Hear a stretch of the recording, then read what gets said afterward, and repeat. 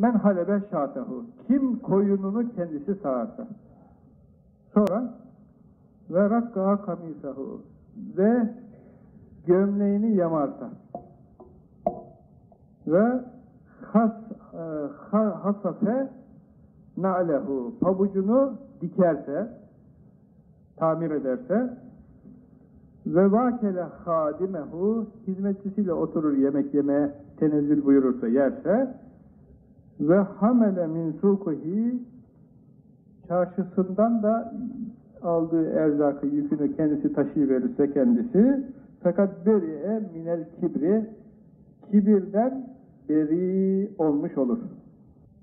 Biliyorsunuz İslam'da en büyük kabahatlerden, kötü huylardan bir tanesi nedir? Kibirdir. İnsanın kendisini beğenmesi. Çok büyük günah. Hatta Peygamber Efendimiz buyurmuş ki, kalbinde zerre kadar kibir olan cennete girmeyecek. İşte kibirden beri olmak nasıl olur? Kibirden kurtulmak, beraat etmek, paçayı kurtarmak, yakayı kurtarmak onun elinden nasıl olur? Bazı insanın alametleri vardır. Onlardan o kibirden uzak olduğu anlaşılır. İşte onlar. Kuzusunu kendisi sayıyor, koyununu. Şey yapmıyor yani. Alsın canım, ben koyun sağacak adam mıyım? Gitsin bir filanca sağlasın demiyor. Bir tevazi. Koyunu kendisi sağıyor. O devrin şeyine göre. Efendim, elbisesine yamayı kendisi dikiyor. Veyahut yamalı bir elbise giymekten çekinmiyor. Yo, ben yamalı elbise giymem demiyor. Ne olacak? Giyiveriyor. Sonra pabucunu dikiveriyor. Kenarı yırtılmış, mesi yırtılmış, dikiveriyor. Öyle giyiyor. Yani ben bu artık eskimiş, bunu atarım filan demiyor da öyle tamirli giyiyor.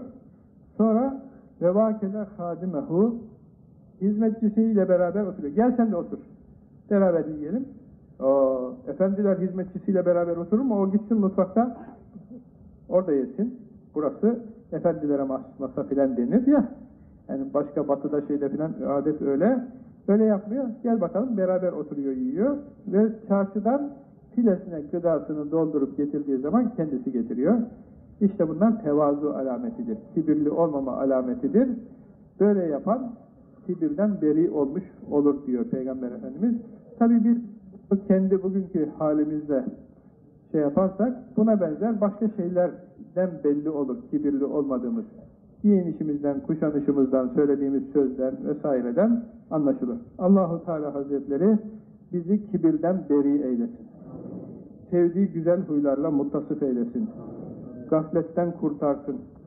Cehaletten kurtarsın. Dünyasını, ahiretini kazananlardan eylesin.